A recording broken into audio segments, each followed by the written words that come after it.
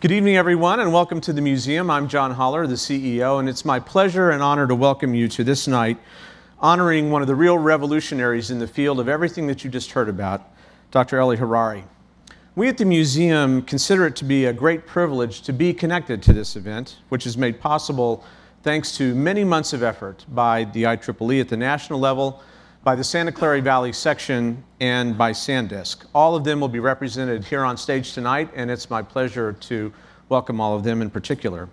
I especially want to welcome the many distinguished guests who are here tonight, including members of the SanDisk Board of Directors, a large number of SanDisk's leadership team, IEEE President Dr. Gordon Day, and many members of the IEEE leadership team. On behalf of the trustees, the staff, the members, and our amazing volunteers here at the museum, it's a pleasure for me to welcome all of you tonight. The miracles of computing that we all carry in our pockets and our pocketbooks today in the form of smartphones and tablets, the things that play our music, that drive our laptops, or work in amazing ways in thousands of other devices, all trace part of their work to the work of and the talent of Eli Harari.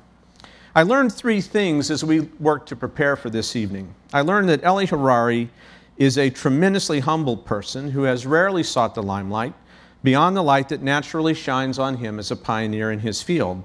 I learned that, nonetheless, he has a tremendous following and a fan club that spans the globe, and many of his biggest fans are here tonight, and rightfully so. And the third thing I learned is that it is a big deal to have an IEEE milestone commissioned and approved as a result of your work, and you're going to learn quite a bit about that yourselves tonight. In short, Eli Harari is exactly the kind of person doing exactly the kind of work that we love to celebrate and commemorate here at the museum. If Ray Kurzweil is right, and the devices we have today are 1,000,000 times cheaper and 1,000 times more powerful than the ones that he was talking about, like the IBM 7094, it's in no small part due to the work we're going to be discussing this evening. And we are perhaps unusual in that way, and deliberately so, because we are a museum of the new and inspirational rather than a museum of merely the ancient and dusty. We're finding quite an appetite for the work that we do. Since our $20 million expansion last year, we're attracting more than 130,000 visitors a year. We are educating thousands and thousands of children throughout Silicon Valley. We attract several million more people annually on computerhistory.org, on our YouTube channel, and now on public radio, television, and C-SPAN. So the public and educational interest in learning about the work of people like Eli is growing. That's only appropriate, and in fact, we think it is a very good thing at a moment in our history as a society when we need more of that than ever before. The chief evangelist for this evening and this IEEE milestone over the last year has been Brian Berg, who is currently the chairman of the Santa Clara Valley section of the IEEE. Brian has made a career in specialty storage systems, intellectual property, patents, and storage consulting, and he is also the recipient of the 2012 Outstanding Leadership Award for IEEE Region 6 this year. It's an honor for me now to welcome Brian to the stage to begin tonight's program. Ladies and gentlemen, Brian Berg. Thank you, everybody. Welcome to this evening's event. Thank you, John, for those kind words. I recently read a book about Bell Labs. Its author, John Gertner, was interviewed about that book here at the Computer History Museum this past March. There's a particular passage from that book that I'd like to share with you this evening because it's appropriate for what we're talking about here. Claude Shannon was the Bell Labs engineer who is the key visionary of digital communications. He had already conceptualized the digital computer in 1937. He saw the transistor's invention in 1947 as the likely most important innovation of the century, since it was the ideal digital tool for implementing his digital computer. Shannon felt that information would be the currency of the next age, and he envisioned the transistor as being able to both process information as well as remember information. It's this idea of remembering information that brings us all here this evening. What we are celebrating tonight is a good part of the reality of Shannon's vision. The ability of transistors to remember information, and for that information to be made easily available to anyone in the world. This celebration is by way of an IEEE milestone, which recognizes an achievement in technology and brings it to the public's attention. The ability of a transistor to remember data paved the way for the memory chips that were Intel's first products in 1968. The ability of a transistor to reliably remember data without power and to electrically erase that data is a 1970s invention of Eli Harari, and that is the first part of the milestone that we're recognizing tonight.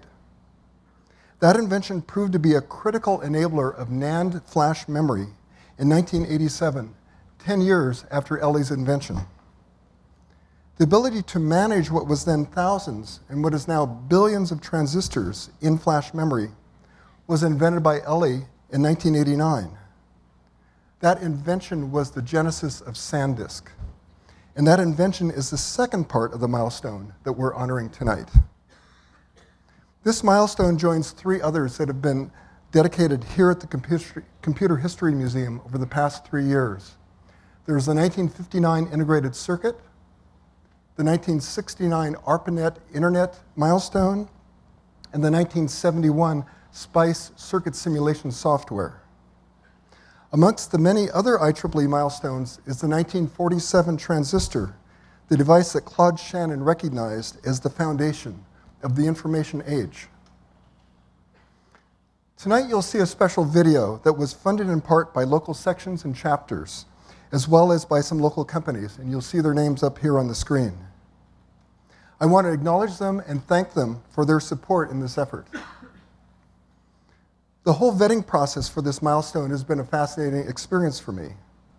I want to thank Dick Ahrens for coming up with the idea of the milestone 2 years ago at Flash Memory Summit. We both saw Eli Harari at that conference and proposed the idea to him.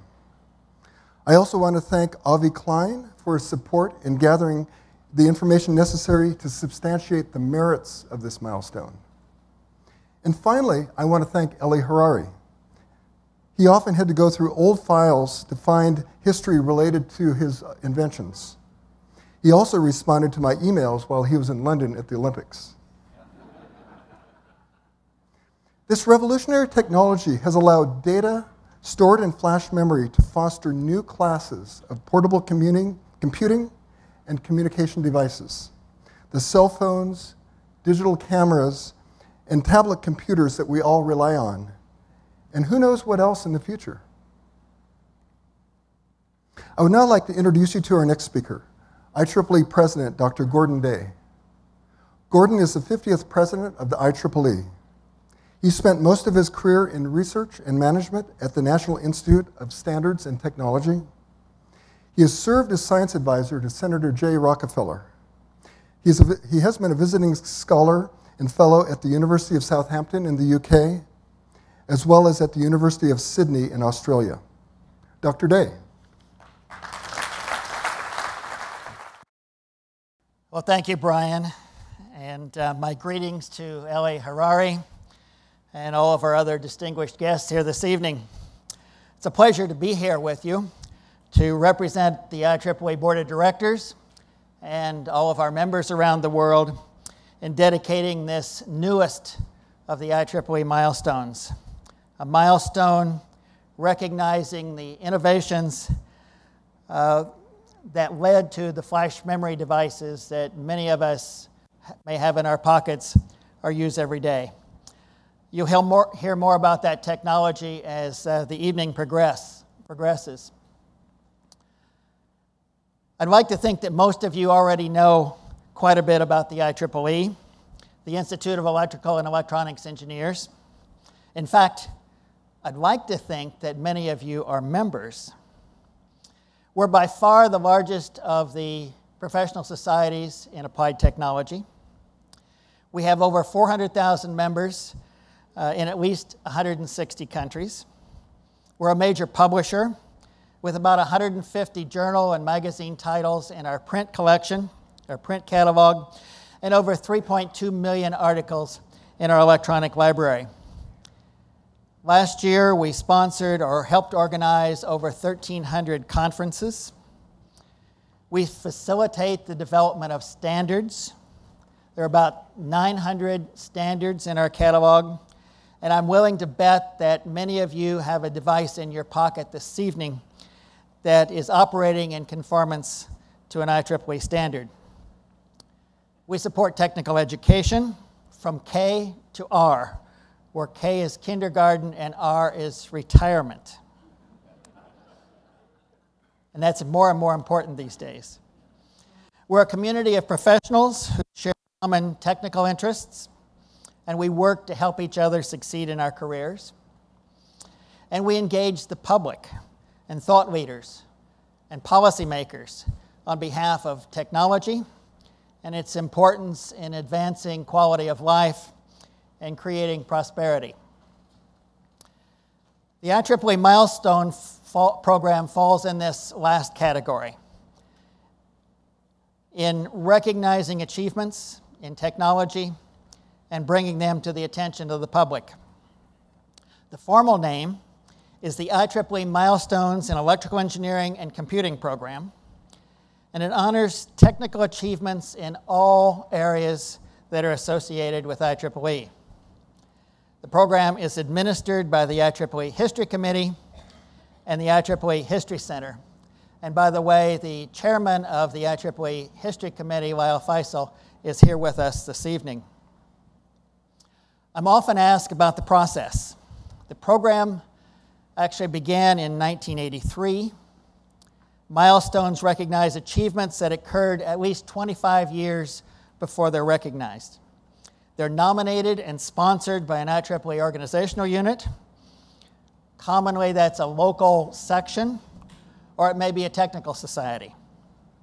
So it takes initiative by IEEE volunteers to make this happen.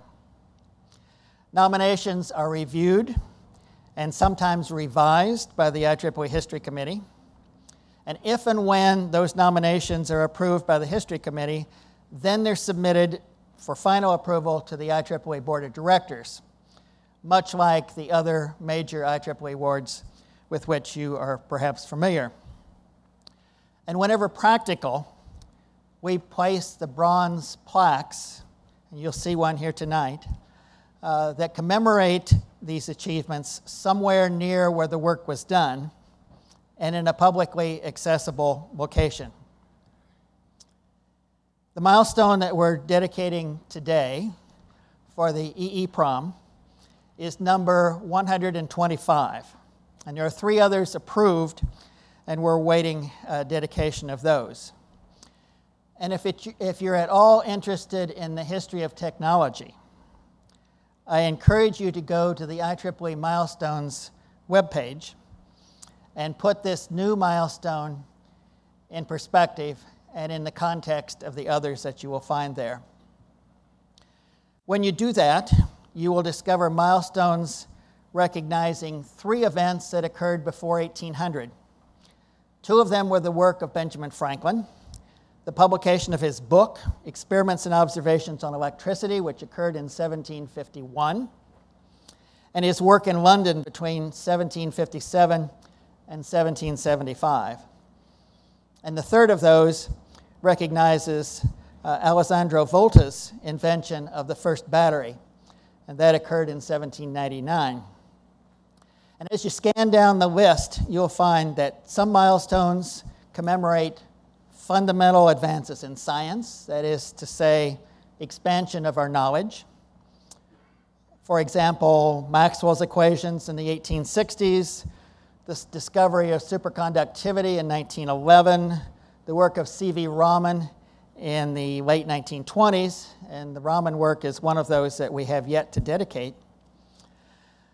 Others, like the one today, and the ones that Brian mentioned earlier, are more like engineering achievements. In June, I dedicated 3 milestones involving MIT and Lincoln Laboratories, the Loran navigation system, the Whirlwind computer, and the SAGE defense system. And just before that, one of my colleagues helped dedicate a milestone commemorating the Baltimore and Ohio Railroad, which those of you who are Monopoly fans, I'm sure will recognize. In my own field, I've been able to help dedicate milestones for the first laser, Ted Mayman's Ruby laser, and the first low-loss optical fiber. A few milestones recognize places like the Radiation Laboratory at MIT and Bletchley Park, the Thomas J. Watson Research Center.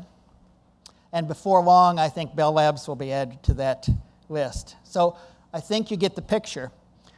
All of the milestones recognize events or collections of events or places that changed the world as we know it. And flash memory certainly belongs in that group. You'll have gathered already that I'm trying to persuade you to look at the list. And the reason is that I hope you'll have the same reaction when you do that I have. That there are still many achievements yet to be recognized. I see the ones missing in my field, in optics and photonics. And I've been working to do something about that. And I hope that you'll do the same thing in your field. And there are, in fact, instructions online for exactly how to do that. And Brian is an expert at getting it in place. So thank you very much for being here this evening to be a part of this celebration. And now we're going to take a look at that video that Brian mentioned earlier that will tell you more about the EEPROM and its significance in the field. Thank you very much.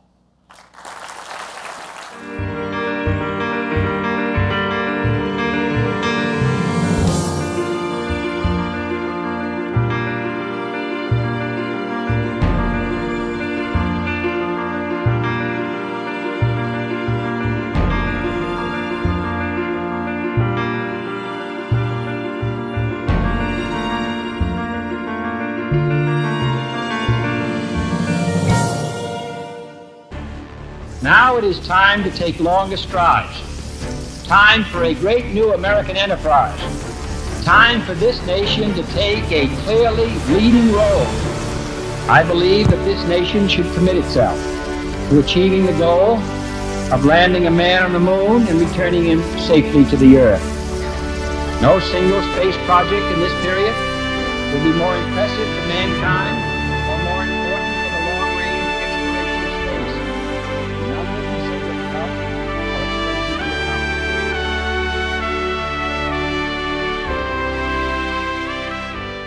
account. That Kennedy speech was a huge motivation for him. And while I don't think he really understood the ramifications of it, it put him on track towards his career path and, more importantly, what eventually became the inventions that he brought to market.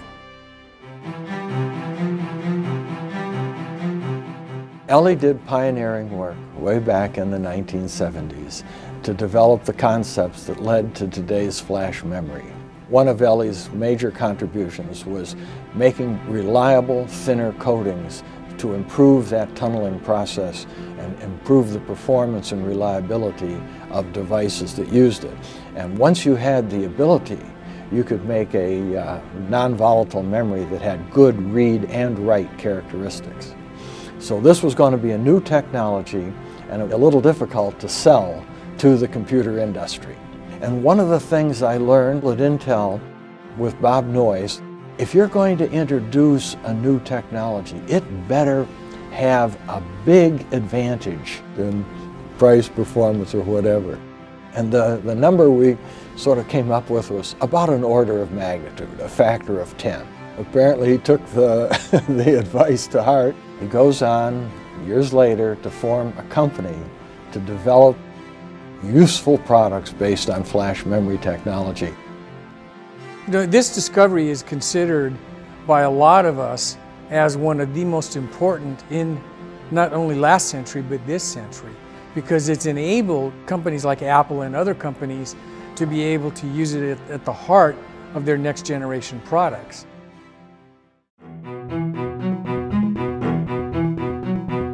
He is a visionary. He has been a visionary even on the projects that haven't worked out. He saw market applications before they developed. He's kind of like a chess player who can see the chessboard a few moves ahead. He can see circuits that way. Today, you can buy a gigabyte for less than $1. Eli's original vision of a flash memory technology and its potential has come long ways. We have reduced the cost by more than 50,000 times. I've gotten to talk to probably every major technology leader, and only a few really stand out as being visionary. Steve Jobs obviously is one of them, and the guys from Google. But it was the same with Eli. Every time I talked to him, he would say, here's where I think this is going. And he was always accurate.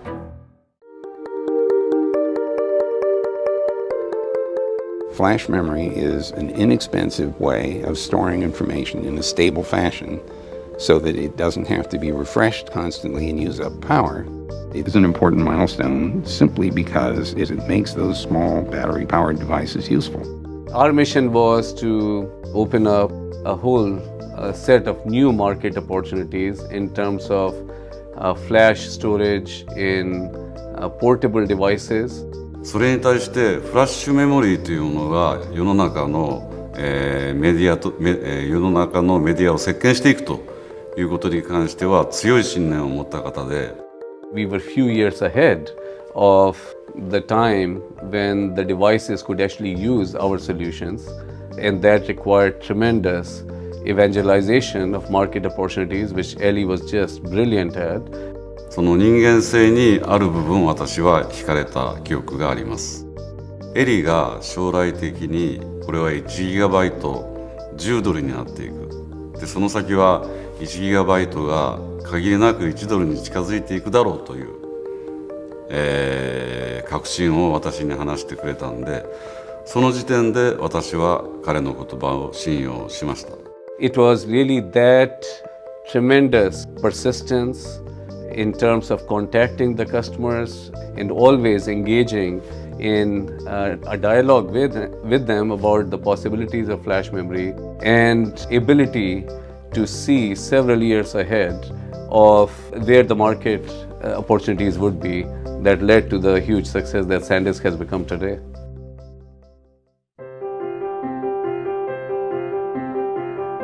I remember talking to Steve Jobs when he brought out the iPod, and he made a point. In fact, he actually said that flash memory is going to be at the heart, really not of only our products, but any of these going forward. Whenever you take a picture, right, it's stored in flash on your phone, right? Or when you receive an email, it's stored on your phone. Without flash, I doubt we'd have smartphones, right? Certainly not in the way that we think of them today. It just wouldn't work. So flash definitely has changed the world, and it has been a key enabler in this mobility revolution. Millions of individuals who are using flash, who don't know its history, don't know, how it came about, but what they do know is that it works, and they know what its value proposition is to them. Video and photo sharing is really what's driving the whole social revolution online. I mean, you think of YouTube and Facebook owe their success in large part to flash technology. The amount of personal content that people would be sharing of themselves online would be minuscule in comparison to what it is today, thanks to flash technology and thanks to Eli Harari.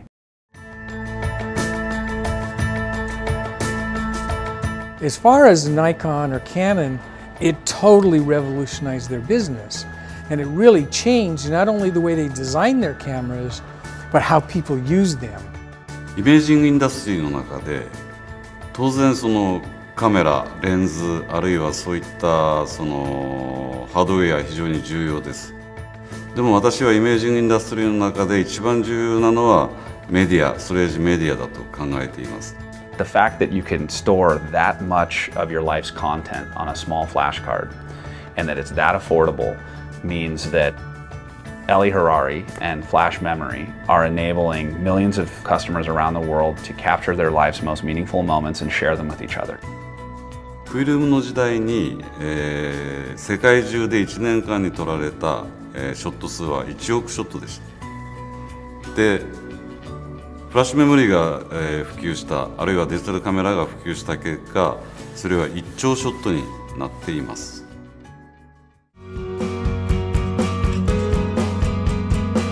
Flash is really pretty central today. I think it will just become a larger and even larger fraction of the bytes that are stored. So our search benefits from having Flash available because it makes search go faster. Pretty much all systems, the whole storage systems use it to make everything just work faster. Every device in the future, whether it be my refrigerator, my stove, my toaster, because there's going to be a need for some form of memory as a part of the digital structure that drives the next generation of all of these devices. This much of my life fits on this little chip. That's incredible. In some ways, that's like a flying car, right? That era is here. Like, the future is now. You'd have to put Eli up there with major industry pioneers in the sense of how he innovated around next generation products. That invention and his role in that invention was one of the most important technology advances for our time. I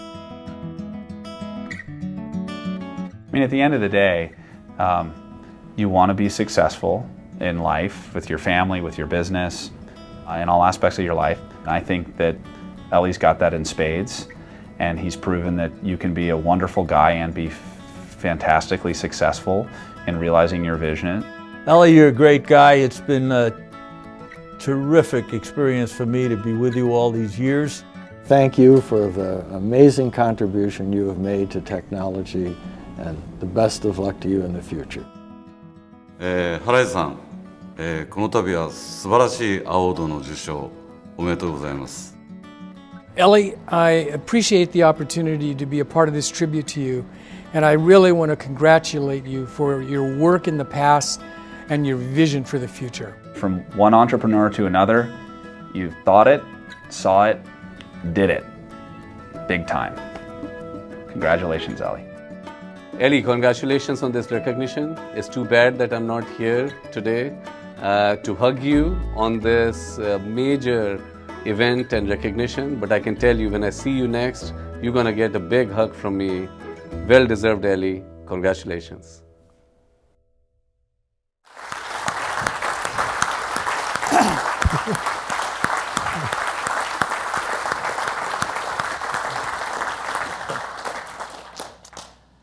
Well, now we have a special treat. We're going to be witnesses to some oral history in the making.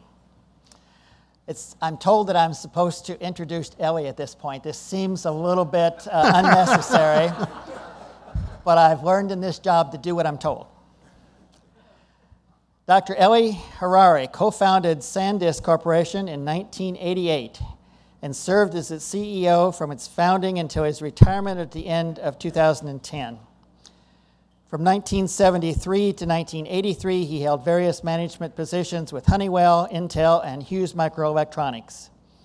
A senior member of the IEEE with over 100 patents issued in the field of non-volatile memories and storage systems, his contributions have earned him widespread recognition, including the 2006 IEEE Reynold B. Johnson Data Storage Device Technology Award and the 2009 Robert N. Noyce Medal. Eli, we're pleased that you're willing to be here and take part in this oral history. To facilitate this oral history, we're very fortunate to have with us Mr. John Fort. John Fort is a technology correspondent in CNBC's Silicon Valley Bureau, where he covers the companies, startups, and trends that are driving innovation in the industry, including in his Tech Check blog. Fort was previously a senior writer at Fortune magazine, where he covered both large technology companies such as Cisco, Hewlett-Packard, and Microsoft, and trends, including cloud computing and the smartphone revolution. John? Welcome. It's all yours. Thank you. Thank you.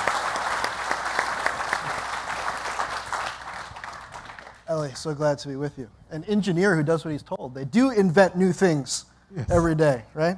Yes, Well, sometimes. I remember, I think we first talked back when I had recently moved to Silicon Valley more than 10 years ago. SanDisk was one of the fastest growing companies back then, just a fraction of the size it is now.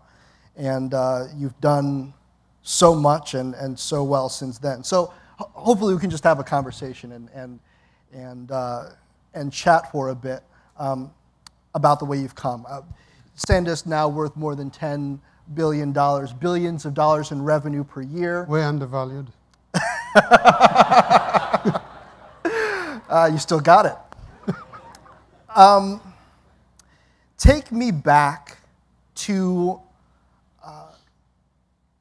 when you were first deciding what you were going to be when you grew up.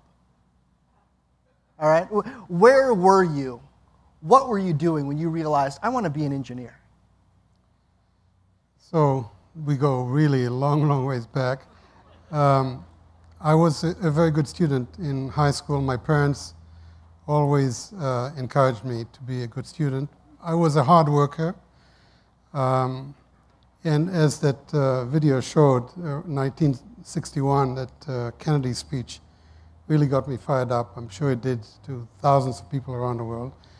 I was 16 at that time, and I felt that I wanted to be in the physical sciences, maybe one of these days be an astronaut, but basically to be in physics and engineering. So that was a good start. Talk to me about your community at the time, sort of what else was going on around you as you were making your plans for the future. What kind of a contribution did you want to make? Well, you know, I wanted to be a scientist. I was not at that time. I was studying in England in a boarding school, all-boys boarding school. And I was very, very good in the sciences. I just wanted to be really a scientist. I wasn't thinking about either an engineer or an entrepreneur. That came much, much later. And then what did you do after school? So I went to, I had to go back to Israel to do my military service. I was in the Israeli Air Force in the logistics, just a clerk. And then went to Manchester University, studied physics, my bachelor's degree.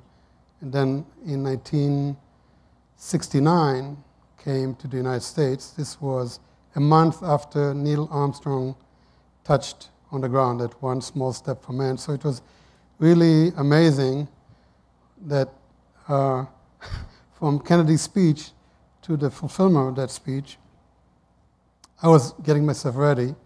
I came to Princeton to do my PhD in solid-state sciences, funded by the Office of Naval Research in the Aerospace and Materials Science Department to study space radiation effects on semiconductors.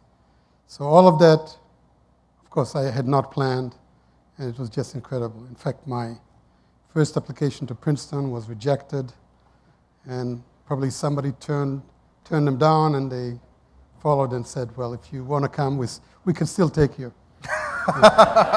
So. Hope someone from Princeton is here tonight. That's great.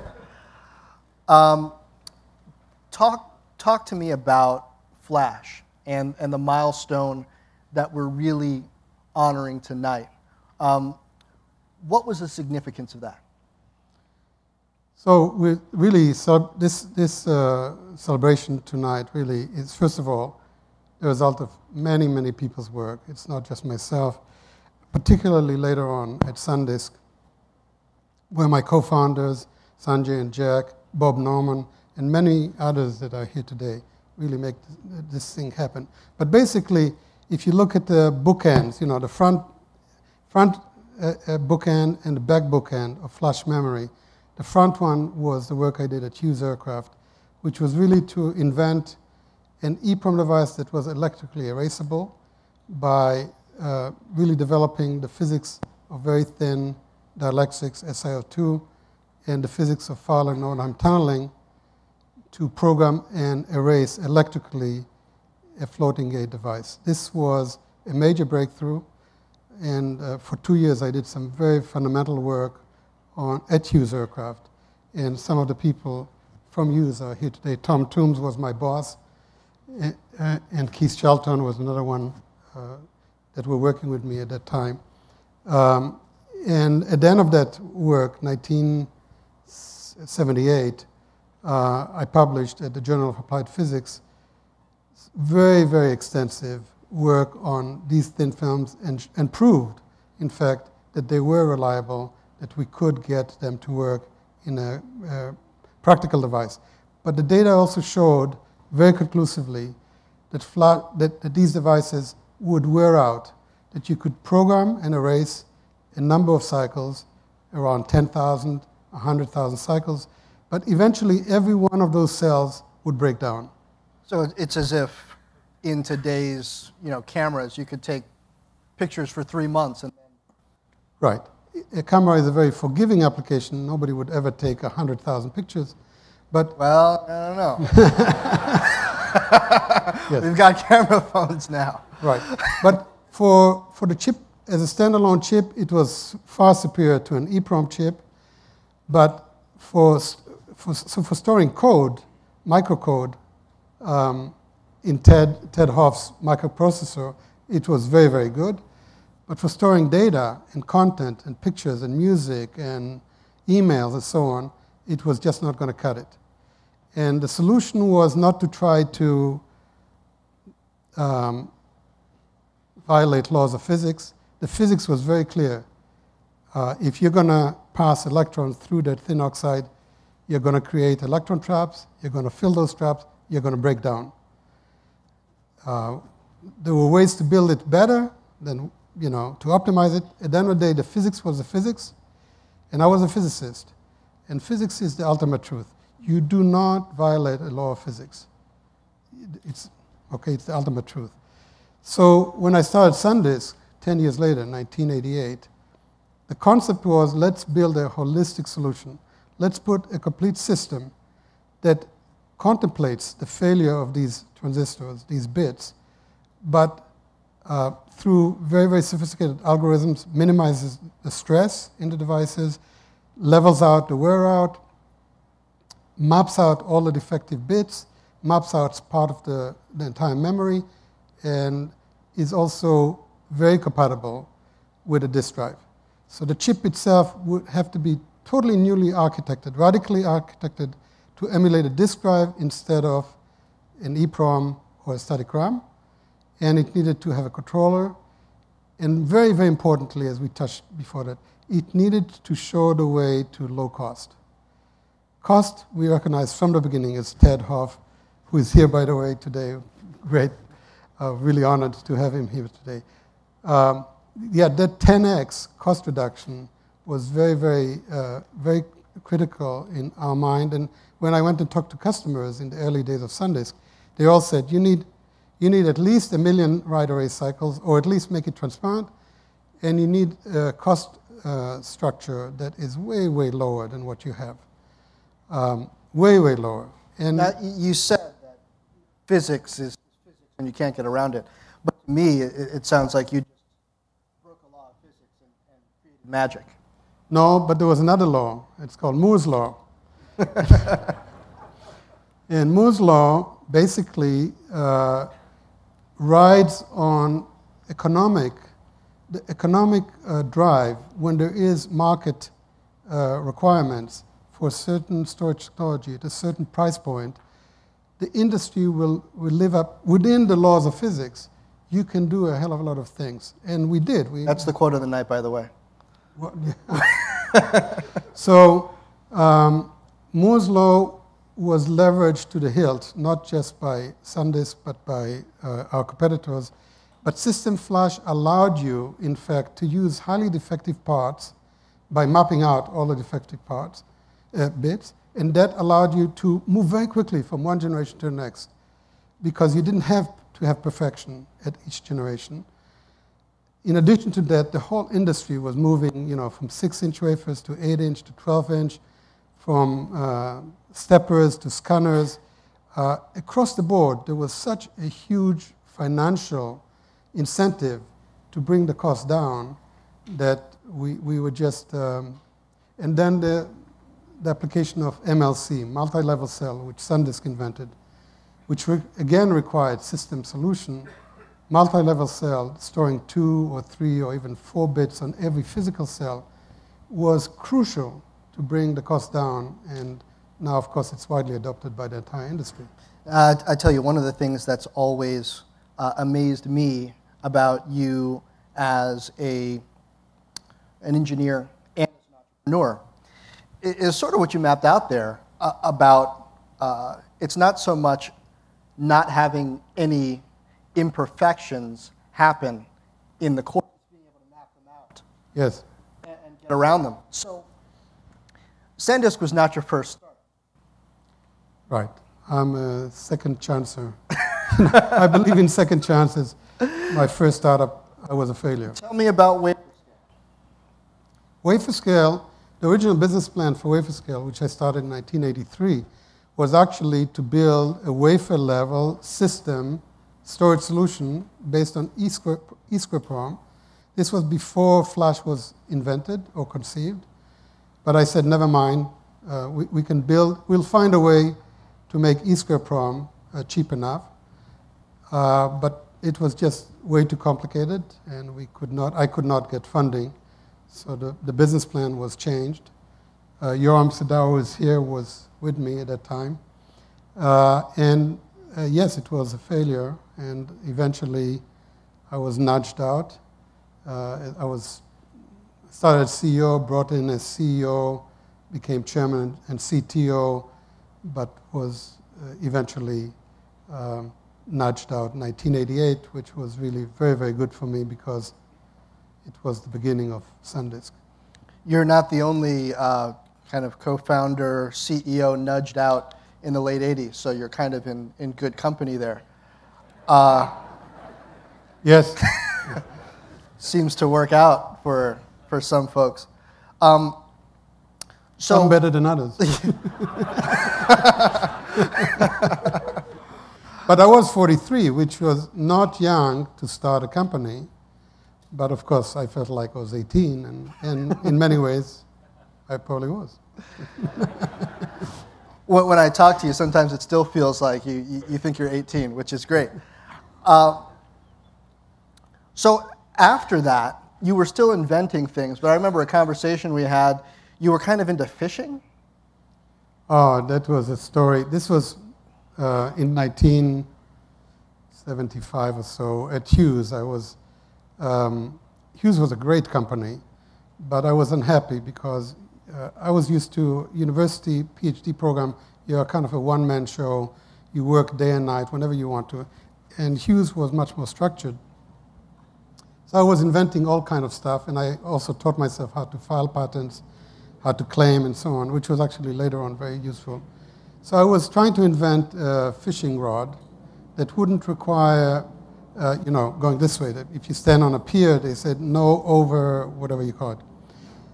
So my wife asked me one of these days, Eli, how many fishermen are there in the United States? And I said 26 million.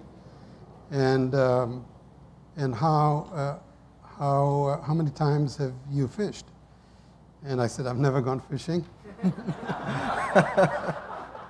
And she said, and the things that you know in your field, how many people know what you know? And I said, maybe 2, 3.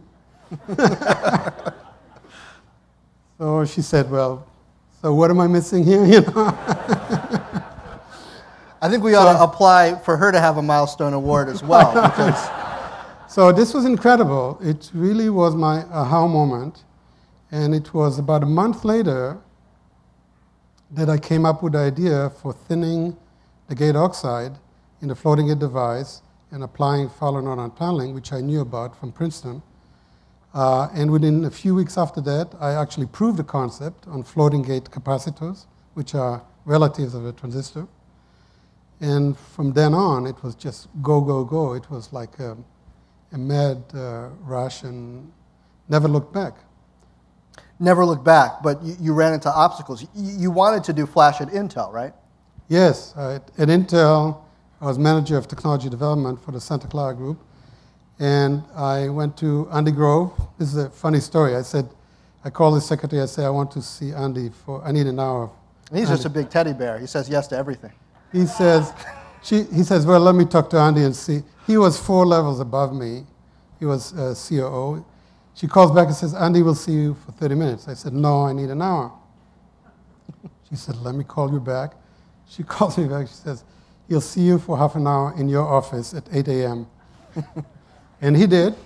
And I tried to sell him on the concept of EEPROM solid-state disks. And at that time, Intel was working on magnetic bubble memories. And he just turned me down in the meeting. He said, no, I'm not. No, we're not going to do that. 8:30, he walked out of the thing. So that was, nothing happened of that.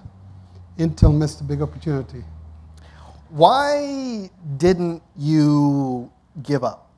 I mean, give up? Give up. I mean, lots of, it's a new concept for you. Yes, a new concept, but people do it all the time. You know, very important people tell them that they're wrong or that their idea won't work or they're not going to make it, and so they decide to go fishing. By the way, I've still to fish the first time. I've noticed. You didn't go fishing. Well, you have to believe in some things. You need to, if you believe very strongly in something, you need to act on your conviction. This is not trying to be nice or be popular.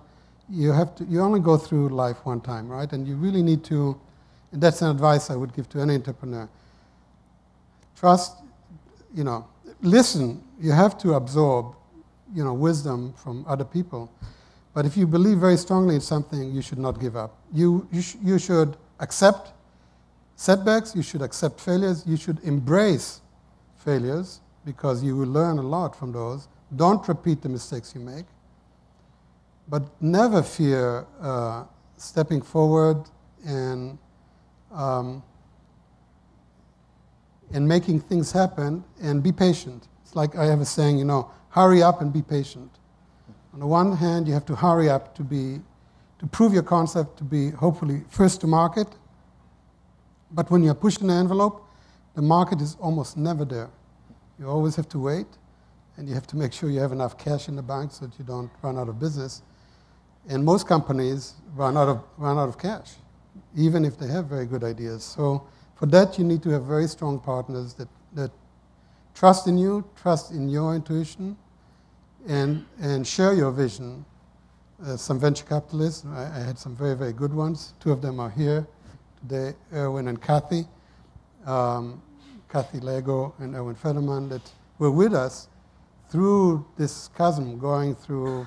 We were ready with the first product in 1991, 1992. The market wasn't ready until 1998. For 6 years, we were basically establishing beachheads, being on the Boeing 77 entertainment system, basically $250,000 here, $100,000 there, industrial application. We built it into a $100 million business before digital cameras took off. And it took off because of the web. And the web was not in our business plan. We had it just came out of nowhere, and suddenly people understood that they didn't need to print the digital image, but they needed to capture it and then email it. 1998, how did you know, when did you first know it was taking off?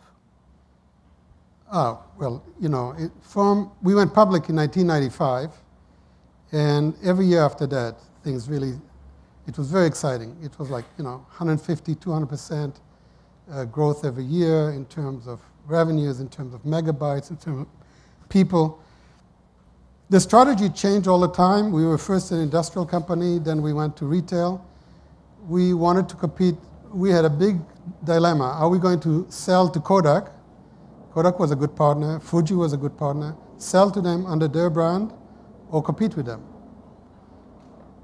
And we decided to do both, basically to establish our own retail brand and to also sell them. We recognized that there was a conflict in here, and the conflict eventually led to Kodak dumping us because we became too strong and competing with them. And then eventually, like about 8 years ago, we saw mobile coming, big time, and we developed a micro SD, which was just the right product. We developed it with Motorola at the time when they were very strong. And it was, in every case, it was, the famous saying, Gretzky's, you have to skate to where the puck is going to be. We were always trying to extrapolate to where the future is going to be and try to be there when it arrives. But there were times when we were there and it wasn't arriving. No, it took a hell of a lot. That was a very slow-moving puck. So, and sometimes you got into some hockey fights. To extend the Gretzky metaphor maybe a bit too far, I remember in the early mid-2000s, you decided to take on Apple. Yes, yes. we came out with the first. We came out ahead of Apple with the Sansa music players, and then they came out with the iPod, and you know the rest of that one, and we started actually a campaign, an ad campaign that says "I don't," little I don't, and I sheep, like everybody's a sheep, using. Well, Steve didn't take kindly to that, and one day I actually got a call, and amazing. He was devastating us in the market, and he called and says, "Eli, you know that your scroll wheel is infringing on our..." And I said, "Well, you know that your flash memory, It was good." Well, we had very good relationship. I think Steve Jobs truly was a phenomenal champion of flash memory, truly believed in it. I mean, we had one time, 5 years before the iPod Nano came out, I had a meeting with him at Infinity Circle in 2001. And he said, "Look, we're coming out with a product right now. I'm going to use a Toshiba 1.8-inch drive, and here's what I'm paying for it. If you can match that price, I'll move to flash." But it was like 3 or 4 times. I mean, our cost was 3 or 4 times what he was asking for. And I said, "Just give us a few years, and we're going to get to that." And sure enough, in a few years, we got to the price point. And today, well, very soon, hard disk drives went out of it, except for the Classic, which is now 160 gigabyte. Yeah, I remember talking to Apple at the time, and they were saying, "Oh no, hard disk is still going to, be around for quite a while." And within months, they had switched over to flash, and now they can't move everything to flash fast enough. It seems it's going through their whole product line. Yes, they're they've been very good for flash. They are a very tough customer, of course, which, when you have such a big market share. Samsung also is a company that figured quite a bit into your dealings as a businessman. They are the biggest flash producer.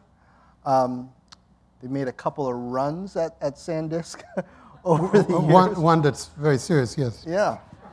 Tell me about Samsung and how they played into things. So Samsung, is a very, very fierce competitor, phenomenal manufacturer, and has in their own way contributed a great deal to the flash business, particularly to NAND Flash. They wanted to acquire the company. They put, I think, like $6.2 billion on the table. The timing was the worst possible timing for SanDisk. It was 2008. We were in a very deep part of the down cycle, economic cycle, and a very bad cycle for flash memory. And I felt that it was, really, we were doing really well, even though we were losing a lot of money, but we had ample reserves. This cycle was normal. It was more severe, but we've been through 4 or 5 cycles before, and I was convinced that we would get out of this thing stronger than ever, which we eventually did. And the board supported me on that. And fortunately, we stayed independent. It was the right decision for the shareholders. But, it was, at the time, we were under a lot of pressure because the market was all stock was depressed and cash was king, and you don't get $6 billion offer just like that. But it was the right decision. Yeah, I mean, in case people forget, 2008 was when everything was really going down the tubes. Yes. So it was a real opportunistic move by Samsung. How much pressure was there really? I mean, did you have investors calling you on the phone saying, let's take the money and run? Yes, there was a lot of calls from very large investors. And the problem was that the industry, including ourselves, has gone through 3 successive years of 60% price reductions and about 50% cost reductions. 50% cost reduction is pretty good, but 60% price reduction meant that every year we were running faster and making less margin. And it was kind of like, if this thing continued for 1 or 2 more years, there was no way you could survive that thing for anybody. And that was, frankly, my conviction was, it doesn't make sense. Economically, it makes no sense because the demand for flash keeps growing, and nobody in his right mind would build the next fab if the return on investment was so negative if that price reduction continued. And I came out and publicly said so. I said, this does not make sense. All the industry projections show that the industry will have to invest like $30 billion in new fabs in order to increase revenues total by $20 billion. Where's the economics here? And just to clarify for the folks who aren't familiar with the business model here, every once in a while in the flash market what happens is people build so many manufacturing facilities, the market gets flooded with flash, the prices go down, it's a tough time, but then everybody comes to their senses, stop building fabs, there's not so much supply, prices go up again, people are making money. Some other industries, things don't work out so well. Sony's still trying to dig out of the hole in TVs because of displays. But you were convinced that this oversupply problem that was keeping prices down was going to end. Yes, I had no doubt about that, and it transpired exactly that. And the prices did stabilize. In fact, they went up. And the industry regained its health. It took about until 2010 was a very good year for the industry, and since then, there's been a lot more, more people are looking at the profitability, the return on investment, and I think the industry is much, much healthier now. And there's 5 suppliers, there's very fierce competition, but there's a rationality in the way new capacity needs to be basically in line with new demand. And the key is to create new demand. And the big demand driver now is, of course, solid-state disk.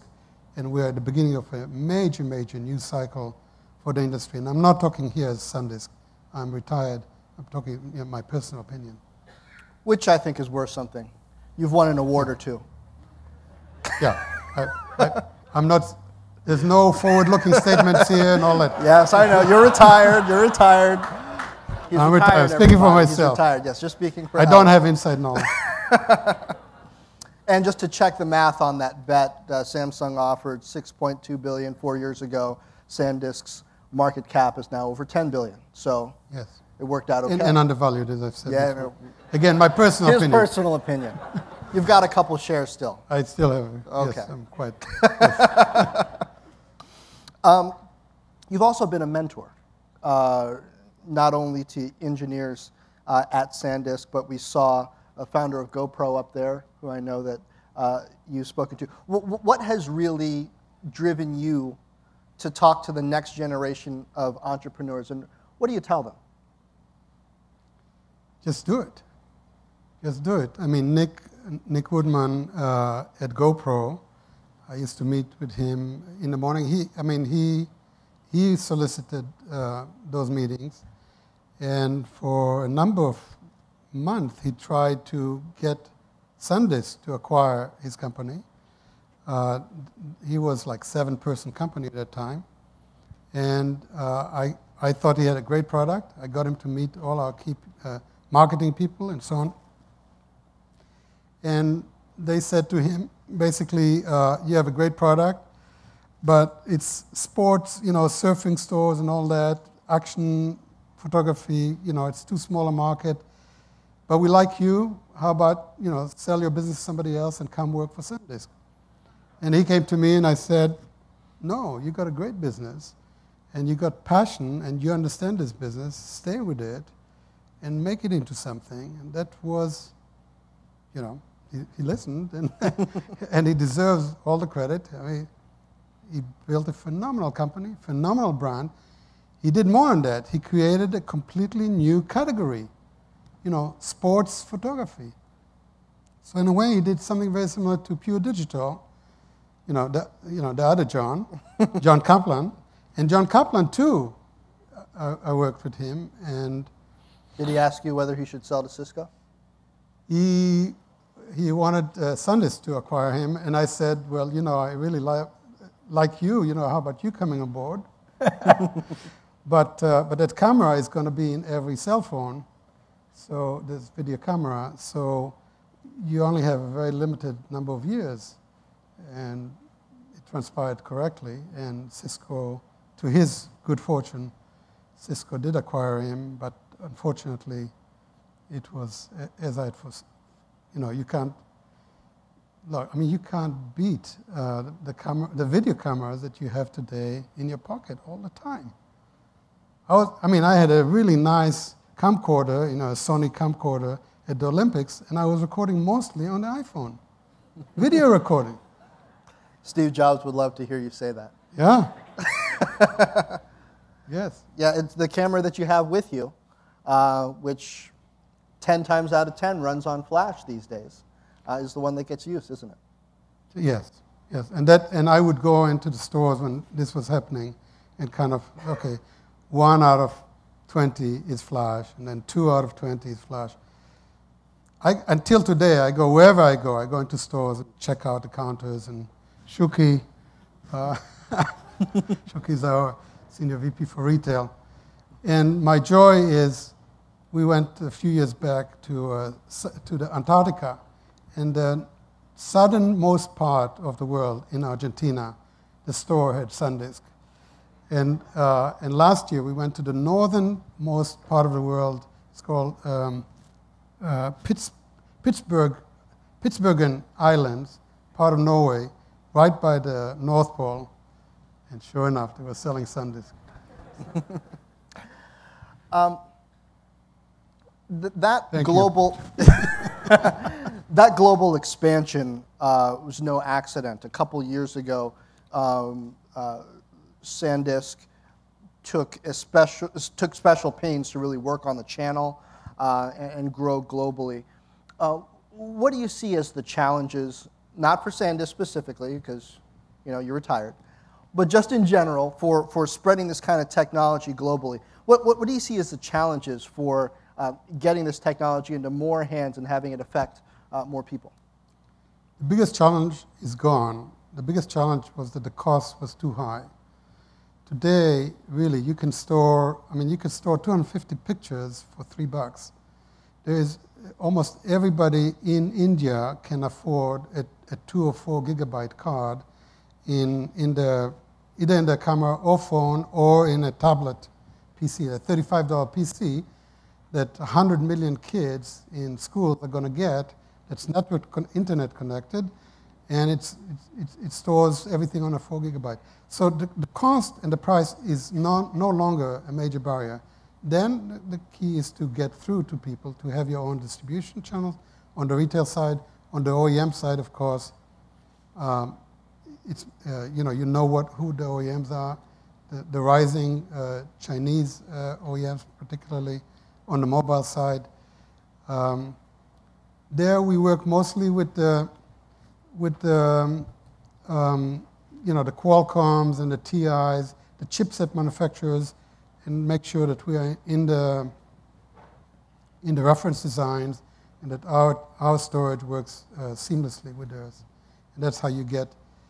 So the idea is to have as broad range of channels, distribution channels, and to try to reduce the friction for the product to get into customers' hands as much as possible. We've got a few questions from the audience, too, that I want to be sure to get to now. First one, why did the SD card format win out for personal systems? SD card was, Matsushita came to us, Panasonic came to us in 2007. We had developed the MMC card with Infineon. And they came and said, we want to develop an SD card, and we want it to be tailored to consumer electronics. And we will make sure that every Panasonic product will have a slot for this SD card. And we said, sounds like a very, very good idea, but we'd like to get a third company, and that was Toshiba. We brought Toshiba. Panasonic said, no, we want a proprietary product, just you and us. And we said, no, we want an open standard. And we said, let's bring Nokia, because Nokia was supporting MMC. We convinced Panasonic to bring Toshiba in. The three of us were sitting in a room, and the Toshiba guy says, let's get a name, we were trying to figure what we would call it. The guy from Toshiba says, we had a thing that's called SuperDisk, Toshiba says, and the logo for that was SD. Well, SD is SanDisk,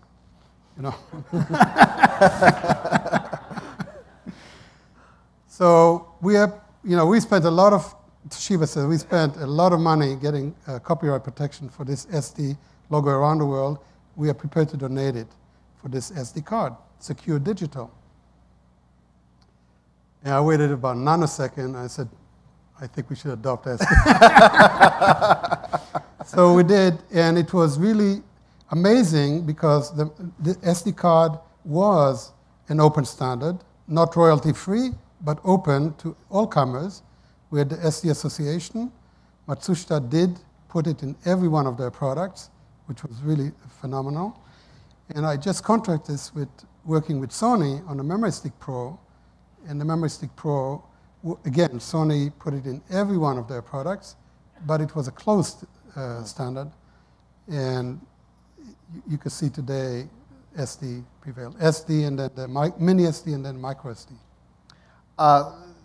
Second question, do you think Flash could one day replace hard disk drives? This must be somebody who doesn't know you who asked this question. But do you think at the 1, 2, and 3 terabyte level, when could that happen? Flash really does not need to replace hard disk drives. If you look at the hard disk drive market, probably 85% of it is very cost-driven and relatively performance independent, agnostic. 15% is very speed-driven or power-driven or size-driven. That's the part of the hard disk drive market that is for Flash to take, for solid-state disk. And that starts with enterprise, actually starts before that with the iPhone and the Android phones, and anything that's very lightweight, that's battery, that's very compact, very thin, is already taken by Flash, Flash SSD or other forms of Flash. And the rest is really enterprise, where performance is everything, cloud storage, where you need access, very fast access through millions of people addressing the cloud at the same time, caching of the Flash in your pocket. So there is coexistence between hard disk drive and solid-state disk.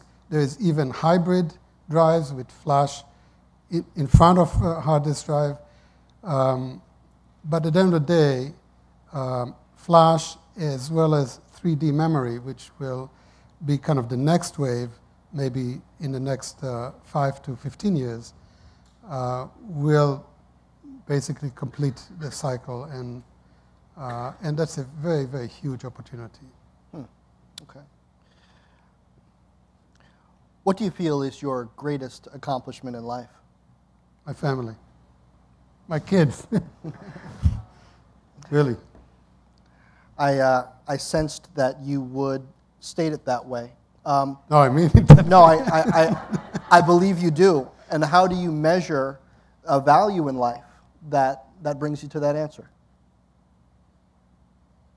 I mean, you can't replace the joy of, your children, your wife, your family together, your grandchildren.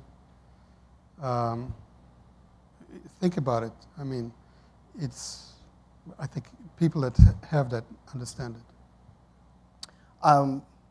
More of a should understand it, but we live in a valley where people work long hours away from their families. Some do it so that they can eventually spend time with their families. Some never get to that point. How did you work through that tug of war and find balance or not? My daughter and my son-in-law and the 4 children were flying from Rome to California 4 or 5 days ago. This was more stressful for my wife and I while they were in the air than any stress that I could have at SanDisk. So the value is, it's just irreplaceable. What are your plans? And by the way, I understand airplanes, and they are the safest possible travel. Right, but when it's your loved ones, you don't think about the physics so much, right? That's right. Now, when I fly myself, I don't care. Then it's their turn to worry. Yeah, I think so. What are your plans for the future? And will you start a new company since you're still young at heart and mind? No new company. There's enough entrepreneurs out there. I'm really very, very happy with my wife, retired. Really just phenomenally happy. It's wonderful not to have any of the stress. We are involved more and more in some medical research, philanthropy. Travel too, but still haven't gotten to starting to read the pile of books that I've kept adding to in the last 30 years. There's a lot of things to do. What genre of books do you have stacked up mostly? Oh, just anything. History books and science fiction. But anyway, this. Well, you've been working on science facts so much, you could take a break and do some science fiction, right? Handwriting here, pardon me as I get through this. At a certain point in the early 2000s, there was a mass transition of the memory architecture in mobile phones.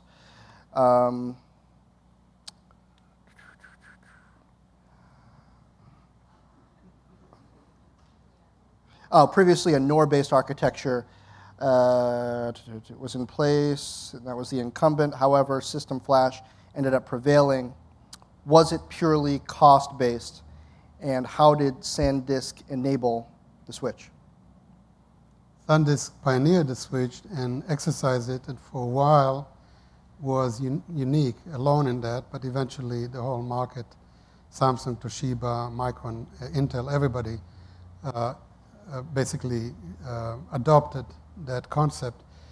But I would say that the architecture of Flash today, the difference going from NOR to NAND was because NOR really was not scalable anymore. NAND was dramatically more scalable and therefore was able to continue.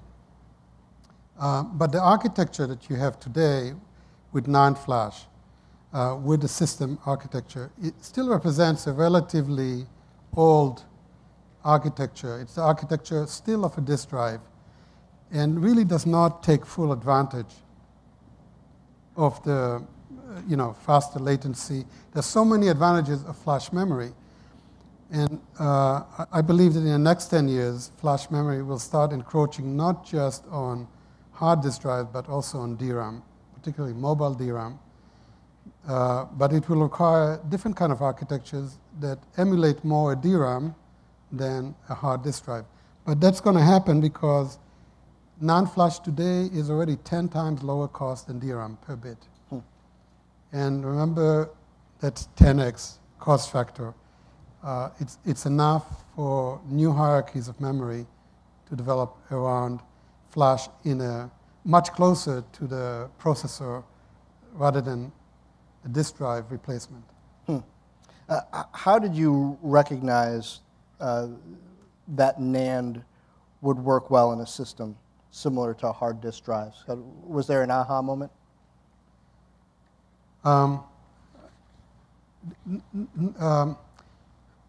It was necessity is the mother of invention. You know, in 1998 or so, we had SanDisk had our own serial NOR flash that was architected like a disk drive, but was still NOR memory. But we were beginning to see the brick wall, the scaling limitation. We were at 256 megabit. It was ahead of the rest. It was ahead of NAND, but we were getting to see significant problems, and extrapolated that we could do 512 megabit, but that was it. So I got my team, my physicists, my engineers and technologists, and said, look, either we invent a new kind of flash memory, flash cell, or find somebody else's that's better.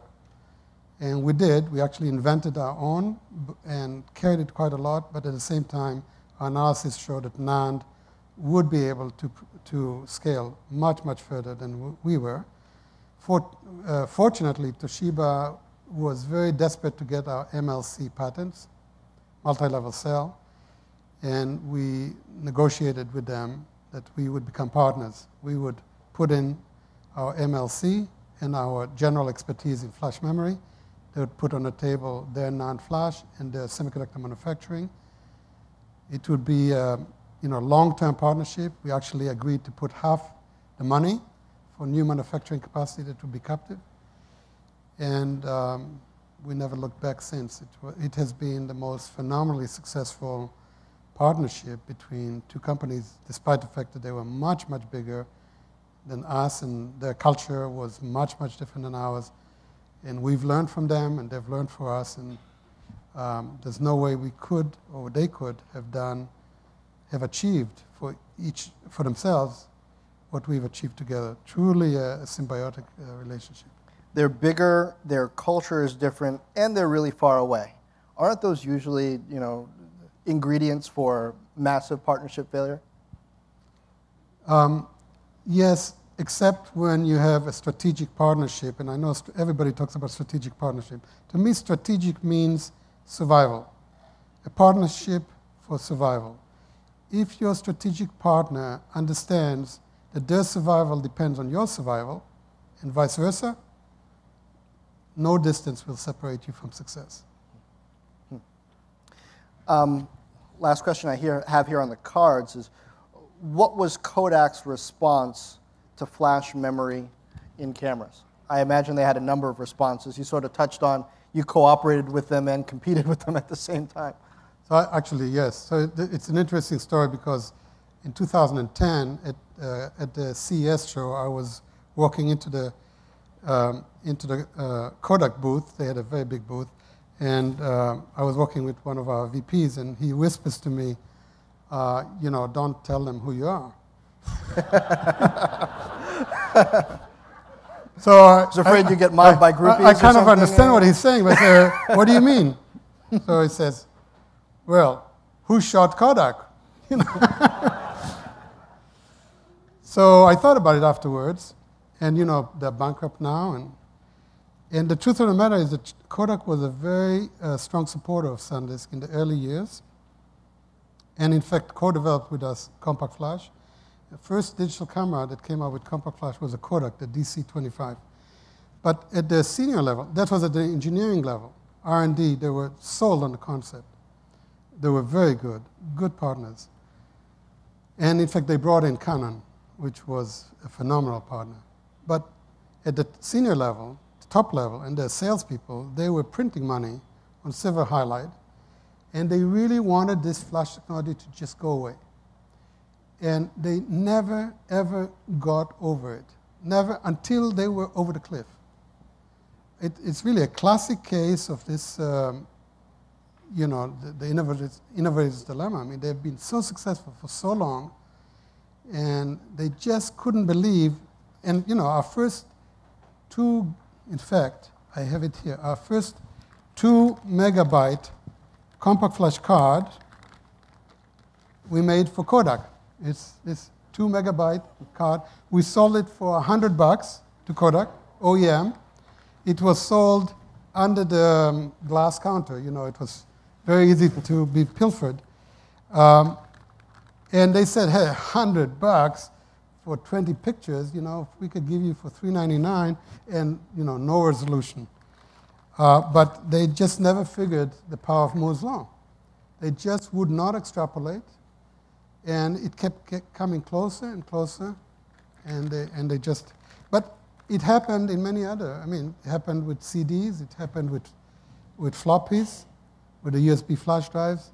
This was the incredible disruptive nature that until it's there, it's not there, and when it's there, it's just devastating.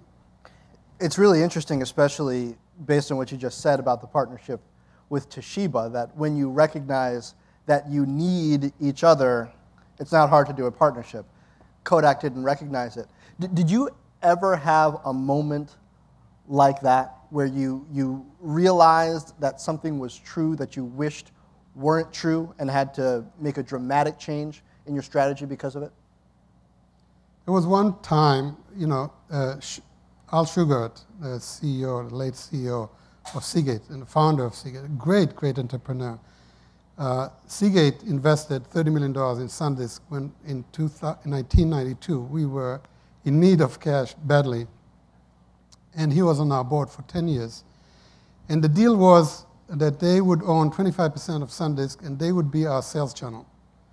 And a year after that happened, and basically we would make the product, we would do the R&D, and they would sell it to their existing customers, as well as through industrial distributors, Arrow, Avnet, and so on. A year later, nothing's happening, and they're not selling diddly. And it's because we would spiff. We have special promotions to their sales guys. Every design win, $20,000. We write you a check. And that was what Seagate proposed, and we said, fine, do it. But Seagate said to every sales guy, your quota for this quarter is $40 million of hard disk drives, and if you don't sell 40 million, you're out the door. So designing for flash takes a long, long time, and here you have real customers. So we couldn't get their attention. So I went to Seagate, to Al, and I said, Al, I need to talk to you and your Senior VP of Marketing and Sales and your CFO, because your investment is going down the tube. So he did arrange that, and I said, look, this is the situation. So Al says, so what do you want us to do?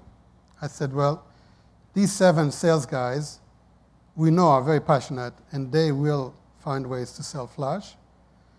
We want to hire them, and we want you to get out of the way. You know, take us to Hamilton and Arrow and Avnet and these guys. Tell them that you're still behind us, but step aside. And they said, give us 5 minutes. 5 minutes later, it says, you got it. They were so good. And you know, that $30 million investment eventually got them $600 million when they sold the stock. And they regret today selling the stock, of course. They tell me that, actually. But that was a very good partnership. It was with the best intentions, but they saw the market, but they were way, way ahead of the time. Western Digital, the same. They invested in our first round financing. They understood. They had very good people. Again, 1988, to put $2 million into a solid-state disk. But they were way, way ahead of the market. And it's just now when they need to start worrying. Where did you learn to negotiate? You know. No, in Israel, I don't. Come on. when you're born in Israel, need I say more, you know? I suspected that's what you were saying, but you negotiate about everything, you know? They're saying wherever it's two Israelis, there are 3 opinions, you know? It served you well. But the negotiation really is very important. You really need to understand the other side. And you need to understand what the other guy, the guy sitting opposite you, needs to have and accept that. Because a one-way deal, you can only do this once or so. If you want a recurring partnership, relationship, any kind of transaction, you really need to put yourself in the other guy's shoes. And if you can live with that, then that's good. The problem is when the other guy doesn't put himself in your shoes, and it's a win-win for him or her always. And that's not a guy you should do business with. Last question, because we're running out of time. What's your outlook for Silicon Valley, which you have given so much to and changed so much, and for the United States? I've just come back from Britain, and I tell you one thing that you could see from the Olympics in Britain is that Britain's incredible gold medal count, maybe 2/3 of that come from athletes that are sons of immigrants or daughters of immigrants. England in the last 20, 30 years opened its doors to assimilate immigrants from the entire old British Empire, from Jamaica and some Somalia, Uganda, Kenya, and so on. And they are now reaping the benefits in the sport field. And this is really one of the main things for this country is this country really is a country of immigrants. I am an immigrant. Sanjay Mehrotra, our current CEO and co-founder, is an immigrant. Jack Yuan is an immigrant, our third founder. And we built a company that has 4,000 employees, half of those in the United States, high-paying jobs, really impacting people's lives. None of these jobs was taken from any American worker. If anything, just the opposite. So this country needs to get on with this thing, and this bashing of immigrants is really, it's very, very short-sighted. Secondly, the education system is in shambles, of course. Third, the political system is so dysfunctional. I don't know what to do about it. But the United States has what it takes. It's still the best country in the world for anybody to come to. It's still the greatest country as far as dynamism and industry and potential. It's just phenomenal, really. We got to believe in ourselves. And I think this is still the century. The 21st century still will be the century of the United States. But we need to do things differently. And never give up, which is something I think we've all learned. Absolutely, never give up. You know, I want to tell you this thing. Bob Wallace, who's not here, but Steve, his son, is here, once gave me, 20 years ago, a drawing. You've seen some of this. It's a stalk, and there's a frog inside the beak of the stalk, but he is strangling the stalk. It says about it, never give up. And on that note, thank you so much for everything you've given SanDisk, the Valley, and the world. Thank you, John. Thank you.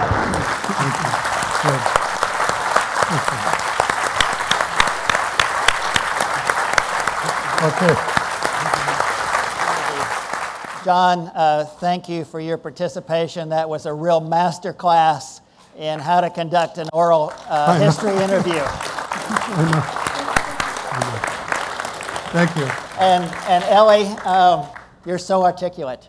And thank you. And thank you for your openness and your candor. It's a gift to us who had the chance to be here and see it live. But it's also a gift to the people who are going to watch this later, and I think especially to the next generation of technologists and entrepreneurs especially, who will be watching that for a long time to come. We have one more short but very, very important thing to do, and that's to unveil the plaque here tonight. And Eli and I are going to do that in just a moment. I want to read the citation. You saw it briefly on the screen earlier. The citation says, from 1976 to 1978, at Hughes Microelectronics in Newport Beach, California, the practicality, reliability, manufacturability, and endurance of the floating gate EEPROM, an electrically erasable device, using a thin gate oxide and Fowler-Nordheim tunneling for writing and erasing, was proven. a significant foundation of data storage and flash memory. This fostered new classes of portable computing and communications devices which allow ubiquitous personal access to data. That's what it says on the plaque. Ellie and I are now going to lift the veil from that plaque, and you'll all be able to see that.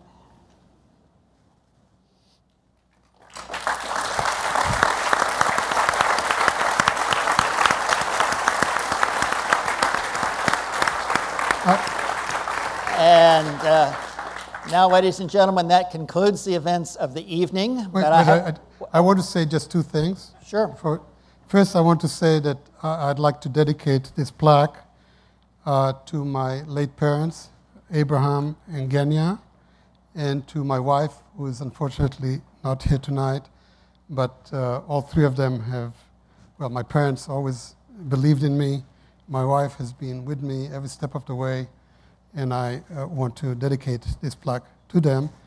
And the second thing I want to say to everybody is, may the force be with you.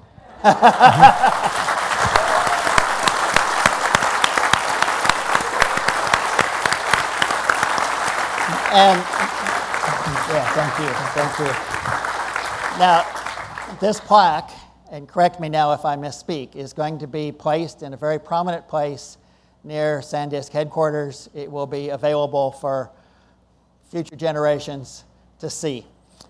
And so now that concludes the events of the evening. But please feel free to come up and have a look at this. Congratulate Ellie. Have pictures taken. Whatever you might like to do, I'm sure you'll be able to stay around for a little while at least. Thank you very much for being here. Thank you.